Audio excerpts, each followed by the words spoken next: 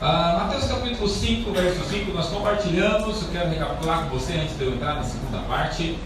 Compartilhamos dois textos básicos. Compartilhamos Mateus 5,5, onde diz: bem-aventurados mansos, porque eles herdarão a terra. Os mansos herdarão. Diga assim: os mansos herdarão. Lá no Salmo 37, verso 11, a palavra também diz que os mansos herdarão a terra e se deleitarão, onde, irmãos? Em abundância de paz. Os mansos herdarão. Diga: os mansos herdarão. Eu compartilhei com você que na verdade esses mansos são os filhos. Esses mansos aqui de Mateus capítulo 5, do sermão das bem-aventuranças, na verdade nós compreendemos que eles são os filhos. Por que eles são os filhos? Porque eu compartilhei com você lá em Hebreus no capítulo 4, no verso 3, que aqueles que creem entram no descanso. Diga: os que creem entram no descanso. Veja, é exatamente essa característica dos filhos. Porque você se torna filho somente se você crê. Diga assim: eu me torno filho quando eu creio.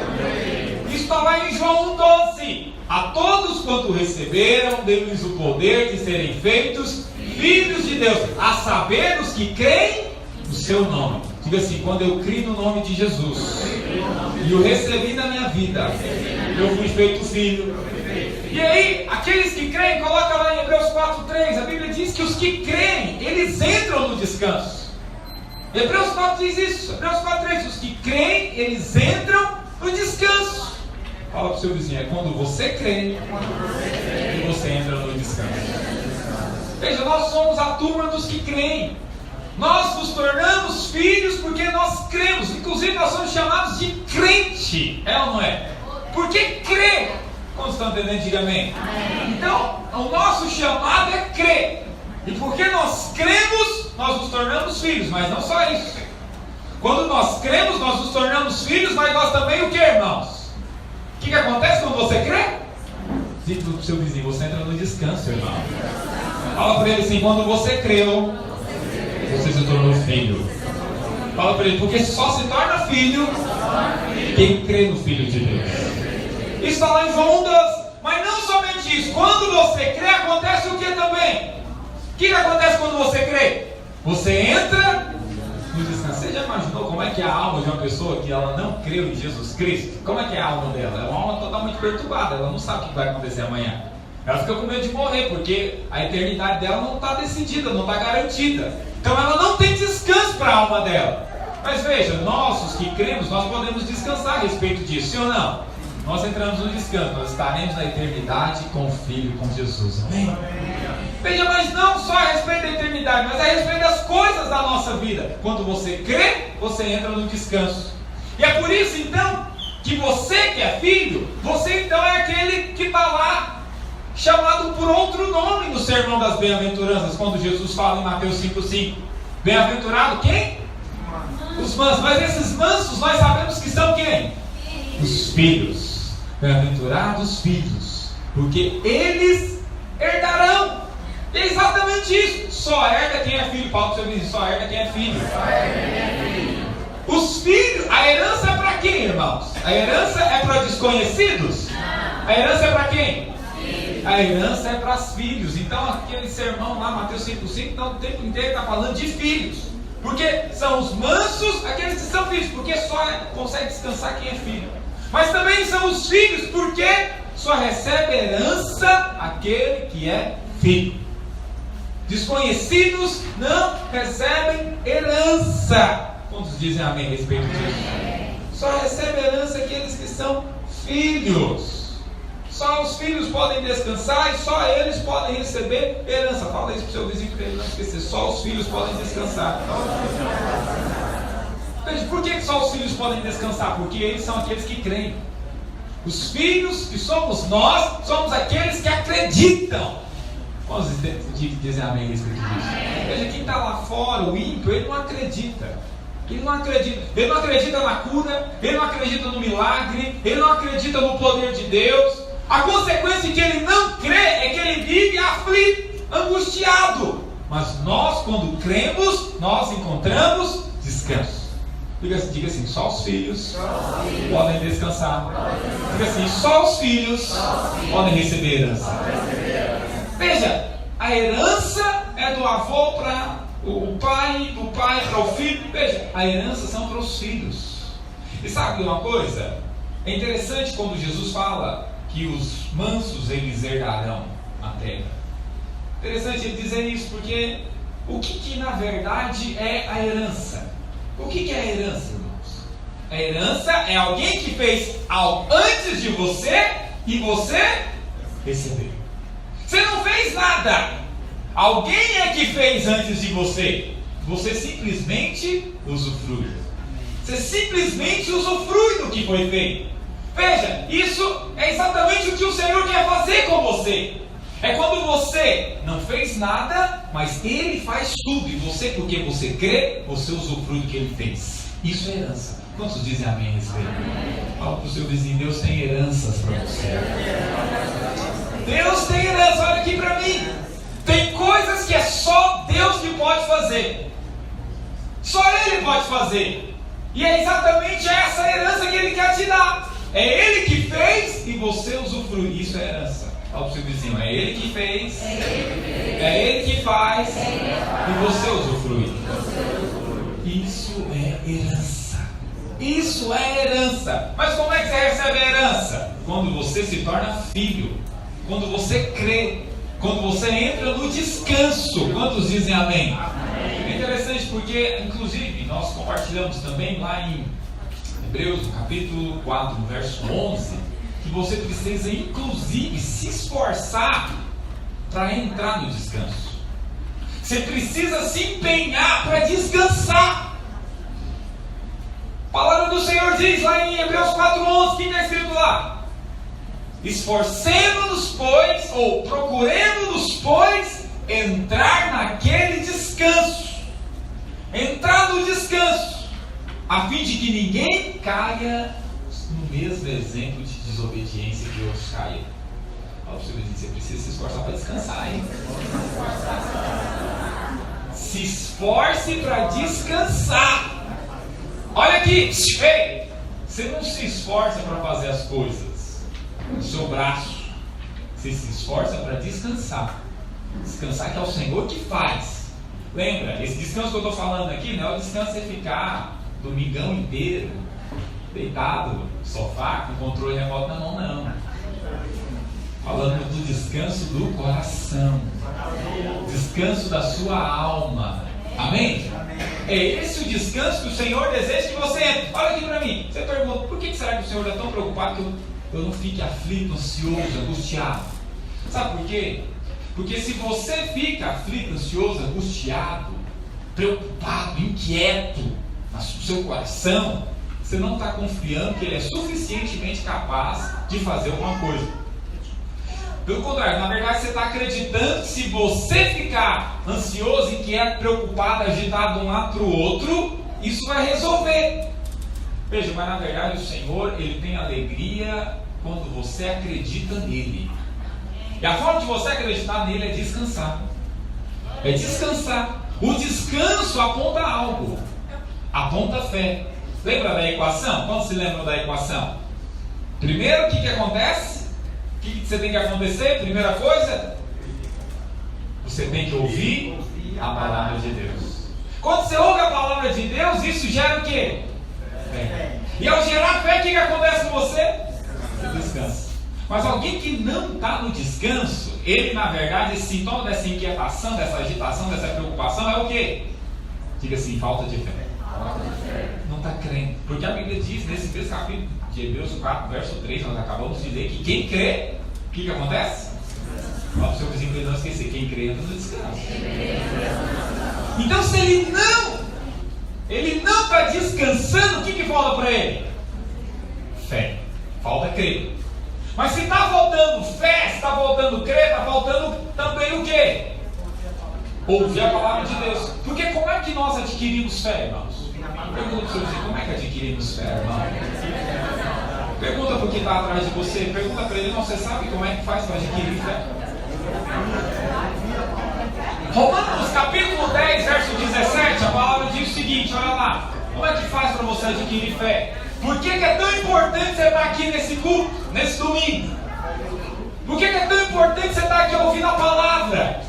Porque Romanos 10, 17 diz o seguinte, quantos creem na Bíblia?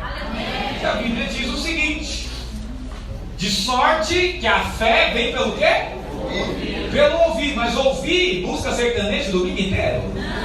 Hã? É ouvir as novelas da Globo a noite inteira, é isso que traz fé? O que traz fé? Ouvir a palavra de Deus, isso traz fé.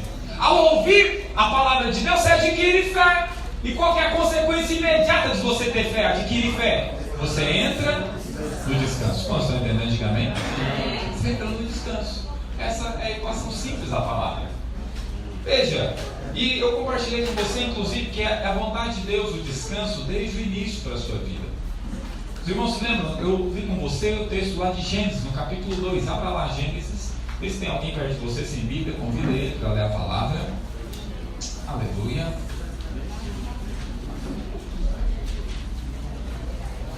Gênesis no capítulo 2. Gênesis 2, verso 2. 2. É a vontade de Deus, Gênesis capítulo 2, desde o início. A vontade de Deus é que o Senhor deixa pistas para mostrar para você que a vontade dele, desde o início, é o descanso. Lembra disso? Olha o que está escrito. Quando estão acompanhando, diga amém. Amém. Você está comigo nessa noite? Amém? Amém. Olha só, os que estão comigo nessa noite, está escrito assim: havendo Deus acabado o dia 7º a sua obra que tinha feito, o que aconteceu? O que aconteceu? Qual que é a palavra aí? Descansou.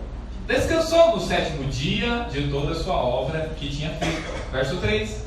E abençoou o dia 7º e o santificou, porque nele o que, irmãos? Porque nele o que? Descansou. Olha aqui para mim, veja. Deus abençoou o 7º dia simplesmente porque ele era o 7º dia? Não. Hã? Não. Eu gostei desse 7º dia, eu vou abençoar o 7º dia. É assim que está escrito? Deus abençoou o 7º dia porque nele houve o quê? Descanso. Descanso. Porque teve descanso, Deus abençoou. O Senhor, às vezes, ele olha para o seu coração. E se ele observa que tem descanso, então ele abençoa. Amém. Se tem agitação, então ele fica esperando até você entrar no descanso, que significa confiança, então ele abençoa. Desde o início é assim. Repara, veja, o Senhor não abençoou o 7º dia. O 7º dia é o qual dia mesmo, irmãos? Sabe, veja, o Senhor não abençoou o sábado simplesmente porque ele achou o sábado, a pronúncia do sábado, mais interessante do que os outros dias. Porque os outros dias tudo tem feira, não tem. Mas o sábado não tem. Meu irmão, o Senhor não abençoou o sábado por causa disso. O Senhor abençoou o sábado porque nele teve descanso. Nele teve descanso. E veja, então não é uma questão de você não fazer nada no sábado. Não, filho, Deus abençoou o 7º dia. Então, não é isso. O Senhor está preocupado aqui com o sábado em primeiro lugar. O Senhor se preocupou e abençoou porque nele houve o descanso. Nele houve o descanso. Agora, sabe a grande, o que é o mais interessante desse princípio aqui? É o que eu e você precisamos aprender. Fala para o seu vizinho, você precisa aprender. Fala para ele, você precisa aprender a viver o princípio do 7º dia. Veja, o que você precisa aprender para viver esse princípio do 7º dia? O que teve no 7º dia mesmo, irmãos? Descanso. Porque teve descanso, o que o Senhor fez? Abençoou.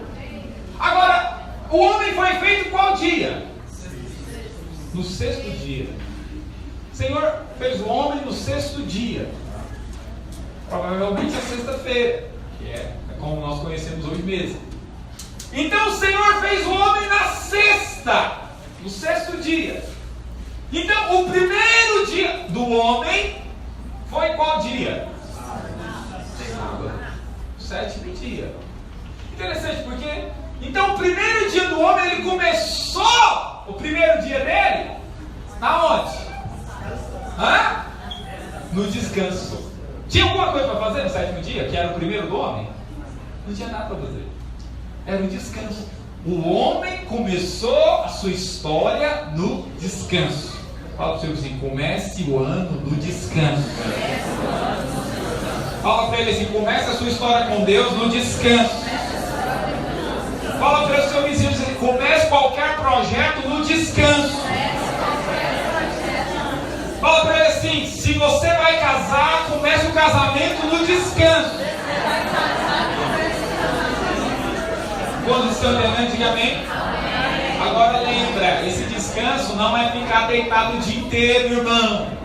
É o descanso da alma. Quando estão entendendo, diga amém. É o descanso do coração. A vontade de Deus é que você tenha descanso no seu coração. Descanso na sua alma. Amém ou não amém? Veja, essa vontade de Deus, lembra? O Senhor começou, Ele meio que passou essa dica para o homem, para ele viver assim. Ele começou a história dele no descanso. O primeiro dia dele foi o 7º de Deus. Veja, o homem, ele ficou sem fazer nada ali no jardim, a vida inteira. O Senhor colocou ele lá no Éden. Ele tinha 2 coisas para fazer lá no Éden. Quando se lembra? Gênesis 2, verso 15. O que ele tinha que fazer? Olha lá, Gênesis 2, 15. Qual que era a função dele ali? Olha lá.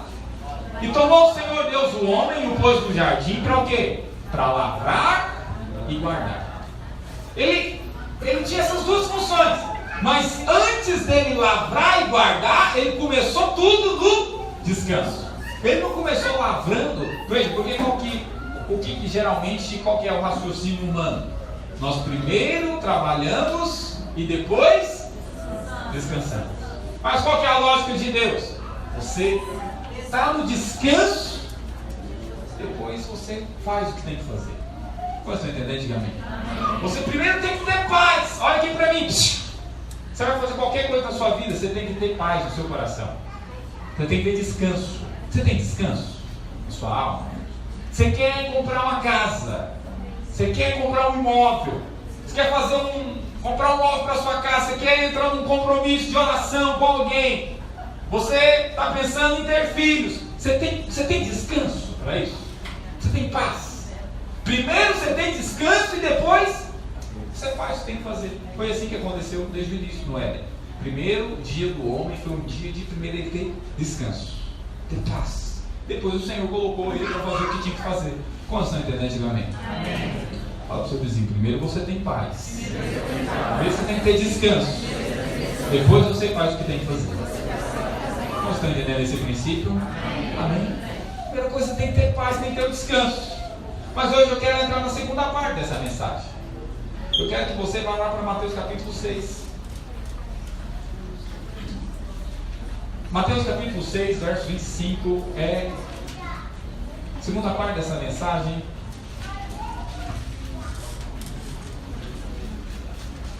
Eu quero compartilhar com você.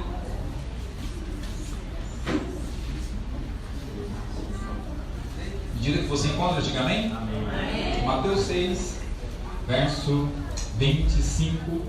Se tem alguém perto de você sem Bíblia, convida ele para ler a palavra. Embora hoje nós temos aplicativos, né? Celulares. Você pode ter a sua Bíblia no seu celular. Embora eu sempre gosto de ter uma Bíblia de papel, muito melhor ler. Eu ainda sou assim. Mateus 6, 25, verso 30. Se você encontrou, diga amém. Se não encontrou ainda, acompanhe no telão. Está escrito assim: por isso vos digo, Jesus falando, não andeis cuidadosos, ansiosos quanto à vossa vida, pelo que haveis de comer ou pelo que haveis de beber, nem quanto ao vosso corpo, pelo que haveis de vestir.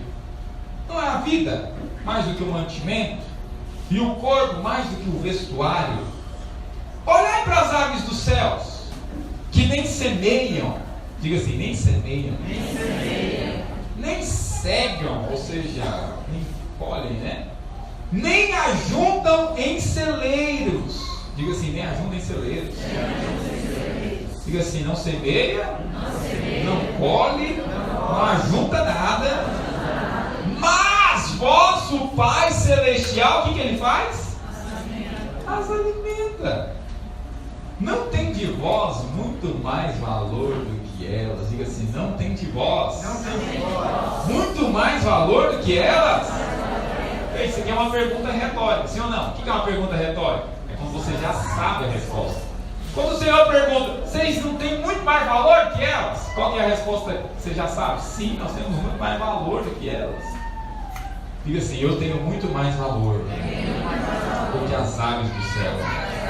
Será que você pode informar isso para o irmão que está do outro lado? Fala assim, você também tem muito mais valor do que as aves do céu.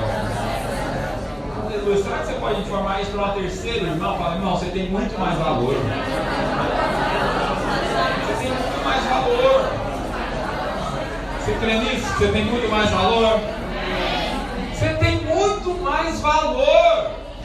Verso 27, quando estão acompanhando, amém ou não amém? E qual de vós poderá, com os seus cuidados, com as suas preocupações, com a sua agitação, com a sua inquietação, qual de vocês vai poder, com tudo isso, acrescentar 1 metro à sua estatura? 10 centímetros à sua estatura? Quanto ao vestuário, por que vocês andais ansiosos, solícitos? Olhem para os lírios do campo, como eles crescem. Não trabalham, diga, não trabalham, nem costuraram. Mas eu digo para vocês que nem mesmo Salomão, em toda a sua glória, se vestiu como qualquer deles. Pois se Deus assim veste a erva do campo, diga, a erva do campo. A erva do campo. A erva do campo existe hoje, amanhã não existe mais. Não vos vestirá muito mais a vós, homens de pouca fé. Fala sobre isso, você vale muito mais que a erva do campo. Fala assim, se o Senhor se preocupou, fala para ele, se o Senhor se preocupou de dar uma boa vestimenta, um belo traje para as ervas do campo, se ele se preocupou com isso, fala para ele assim, ó, se o Senhor se preocupou de dar cores para as ervas, para as plantinhas, será que Ele não vai se preocupar com você? Fala para ele, você vale muito mais. Põe a mão no seu coração, feche os seus olhos, peça para o Senhor falar com você. Pai, nós oramos, nos colocamos diante do Senhor, nessa segunda parte dessa mensagem do descanso. Pai, pedimos ao Senhor que fale conosco, nos libere a Tua palavra. Pedimos ao Senhor que nos dê revelação, entendimento. Pedimos a Ti, Espírito Santo, que seja o nosso auxiliador na compreensão das Sagradas Escrituras. Pedimos a Ti, libera-nos a Tua palavra hoje. Libera-nos. Abre os nossos olhos espirituais, os nossos ouvidos, para que possamos ouvir do Senhor. Que no meio das palavras humanas haja a palavra do Senhor, falando conosco de forma pessoal e particular, em nome de Jesus. Diga assim, nessa noite, eu abro o meu coração para receber a palavra de Deus, que eu creio, ela é viva, ela é eficaz, ela funciona, ela tem poder para transformar a minha vida. Diga, eu me abro para recebê-la como luz no meu caminho, como alimento para a minha fé, como inspiração para a minha vida. Amém ou não amém? Então eu quero compartilhar essa segunda parte que eu estou intitulando como Descanse, você vale muito mais. Fala para o seu vizinho, descanse, irmão. Você vale muito mais. Fala para alguém que está atrás de você, descanse. Você vale muito mais. Amém ou não amém? Descanse, você vale muito mais. Preste atenção, primeira coisa que nós precisamos observar nesse texto aqui de Mateus 6 é que o Senhor cuida até mesmo daqueles que não fazem por merecer. Diga assim, o Senhor, Ele é tão bom, tão amoroso, que Ele cuida até mesmo de quem não fez por merecer. Veja, irmãos, é exatamente isso que o texto está falando. Presta atenção no que o texto diz. Olha lá, o texto diz o seguinte: o Senhor pede para observar as aves do céu. Quantos estão acompanhando? Olha lá o verso 26. O que diz o verso 26? Presta atenção nas árvores do céu. Presta atenção. As árvores do céu, o que elas não fizeram? As árvores do céu fizeram alguma coisa para merecer, irmãos? O que o Senhor fala? Elas não semearam. Elas nem trabalharam para colher, elas não ajuntaram nada. Mas o que o Senhor fez? O Senhor cuida delas. Elas não fizeram por merecer, mas o Senhor cuida delas. Veja, agora o Senhor está falando aqui de passarinho, é isso que o Senhor quer falar aqui nesse texto, irmão? Ele quer falar de passarinho ou ele quer falar conosco? O Senhor quer falar comigo e com você. Muitas vezes, irmãos, nós não fazemos nada para merecer qualquer coisa. Muitas vezes não, todas as vezes. Muitas vezes você não fez para merecer, está com uma esposa tão abençoada e bela, mas Ele te deu. Você não fez para merecer um marido tão fiel e trabalhador, mas o Senhor te deu. Sim ou não? Veja, o Senhor, Ele é assim, Ele é gracioso. Ele cuida até mesmo daqueles que não fizeram por merecer. Esse é o nosso Deus. Veja, interessante porque existem 3 mundos aos quais a gente quer viver. Um dos mundos que nós queremos viver é o seguinte: o mundo de fazer por merecer. Esse é um dos mundos que muitos querem fazer, querem viver. Então, no mundo dessa pessoa, ele acredita que tudo que ele faz é de acordo com o que ele fez. Se ele fez por merecer, ele vai ter. Esse é um dos mundos, é uma das formas de viver. Muitas pessoas vivem assim. Então, ela acredita que se ela só vai colher, se ela semear, ela só vai ter se ela fizer por merecer. Essa é uma forma de viver. Mas é interessante porque essas pessoas, elas têm que entender o que diz Romanos 8,17. O que diz Romanos, ou Deuteronômio 8,17? Abra lá, por favor. Deuteronômio capítulo 8, verso 17. Um dos mundos que as pessoas vivem é esse: o do merecimento, do fazer por merecer. E essas pessoas, elas acreditam que elas só terão se elas fizerem por merecer. Sim ou não? É aquela filosofia o seguinte: o raciocínio normal das pessoas é essa: se fizer por merecer, então Deus cuidará de você. Deus ajuda a quem cedo madruga. Então essa é uma das formas de viver. É um dos mundos, o do que você vai ter se você fizer por merecer. O problema, irmãos, é que nenhum de nós faz o suficiente para merecer alguma coisa da parte de Deus. Todo dia nós não conseguimos ter uma constância assim, que vai fazer de você assim aquela pessoa que agora sim você merece receber alguma coisa. Porque tudo depende de Deus. Veja, e essas pessoas que vivem assim, elas se esquecem do que o Senhor já fala na Bíblia. Deuteronômio 8,17, o que ele fala? Não digas no seu coração o quê? Ah, foi a minha força, foi o meu braço que adquiriu isso, foi o meu empenho, pastor. Ah, se eu não tivesse acordado tantas madrugadas para ir para trabalhar. Sim, é verdade, isso faz bem. Mas não fique imaginando que esse empenho todo veio de você. O Senhor é que te deu força. Não fique imaginando no seu coração que foi porque você simplesmente teve disposição que então você teve. Como você está entendendo, digamente? Que é exatamente o que o texto diz.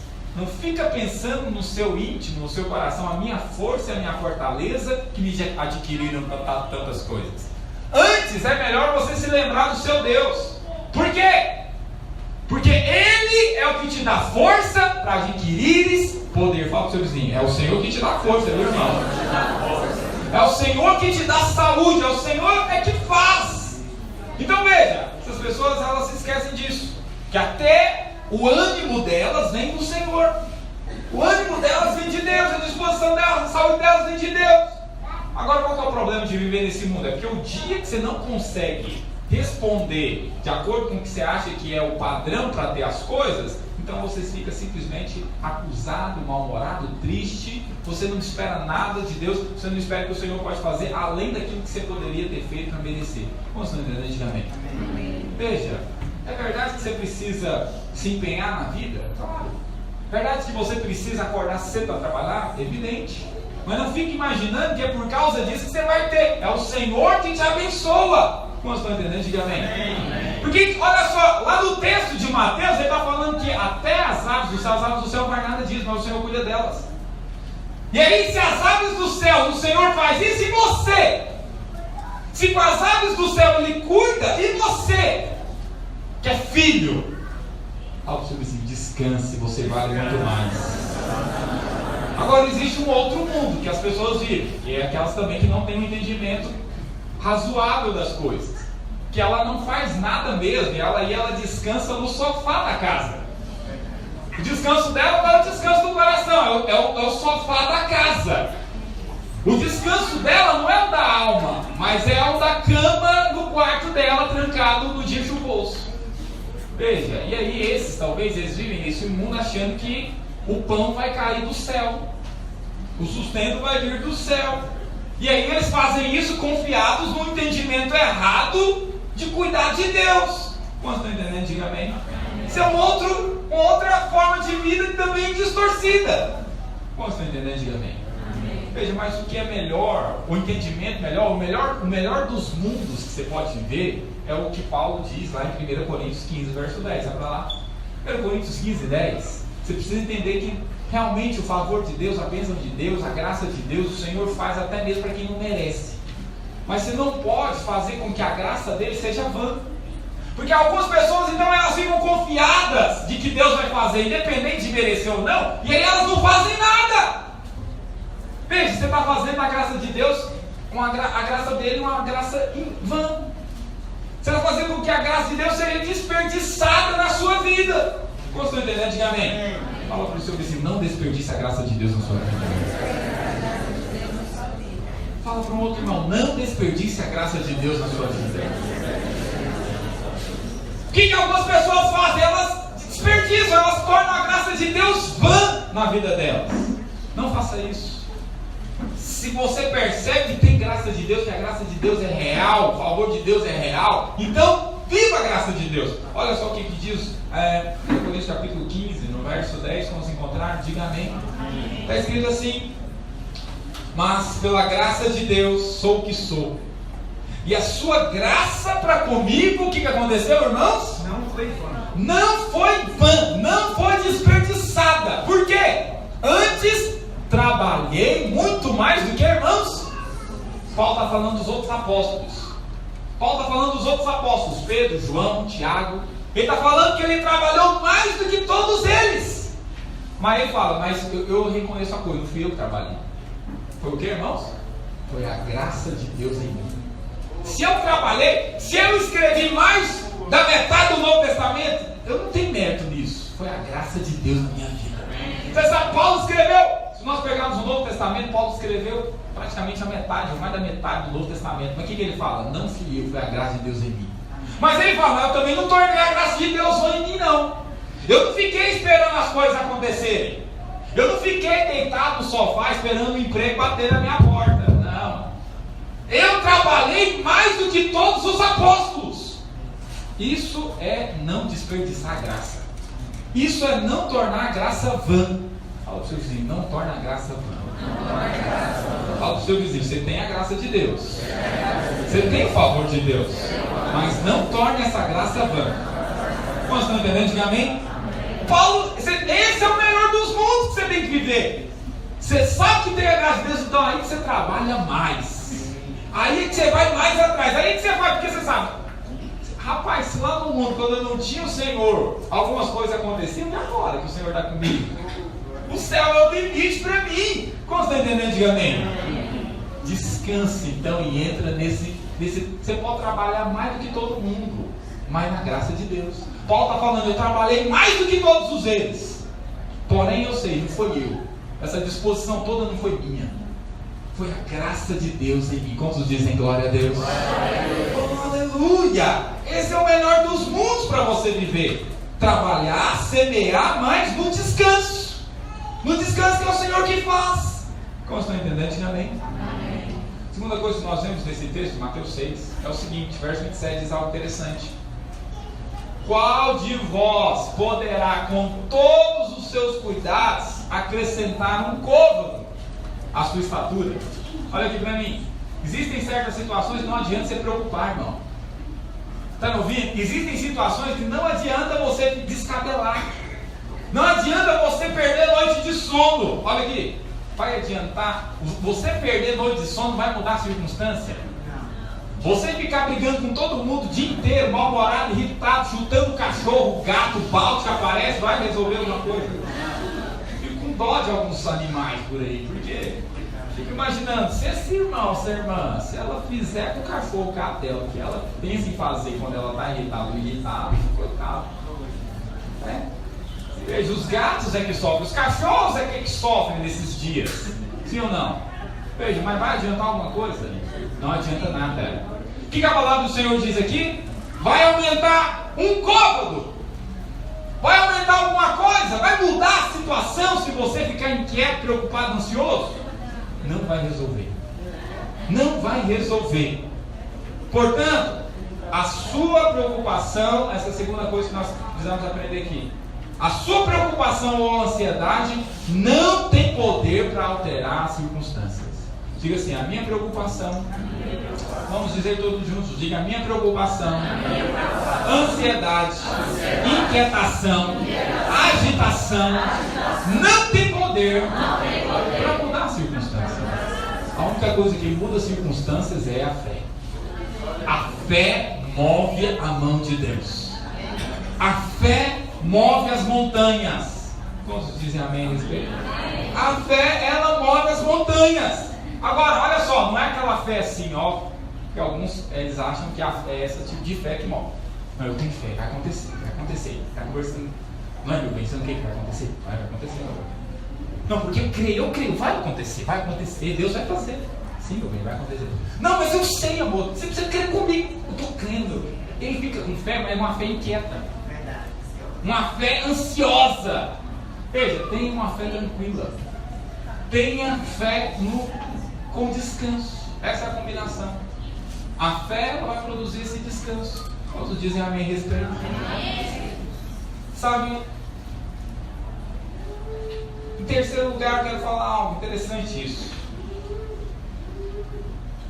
Por último, eu quero falar isso aqui.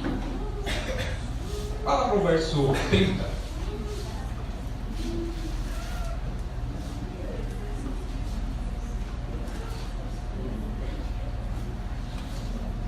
Interessante isso.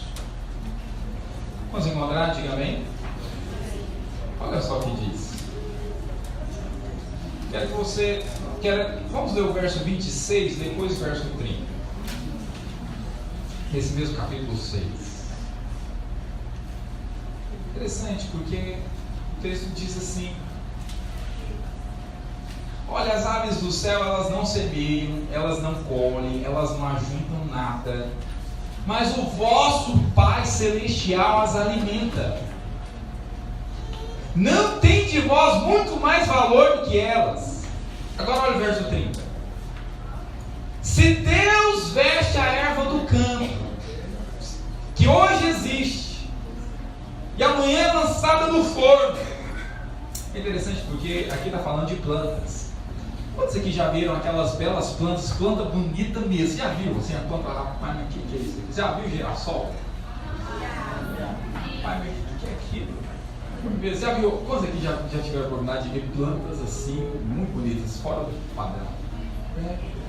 Você vê aquilo ali e fala assim: isso aqui só pode ter sido criado por Deus. E aí o Senhor está falando: se Deus se preocupou de fazer uma veste assim para essa erva do campo, que hoje existe, amanhã lançada no fogo, não vos vestirá muito mais a vós, homens do que, irmãos? Homens de quê?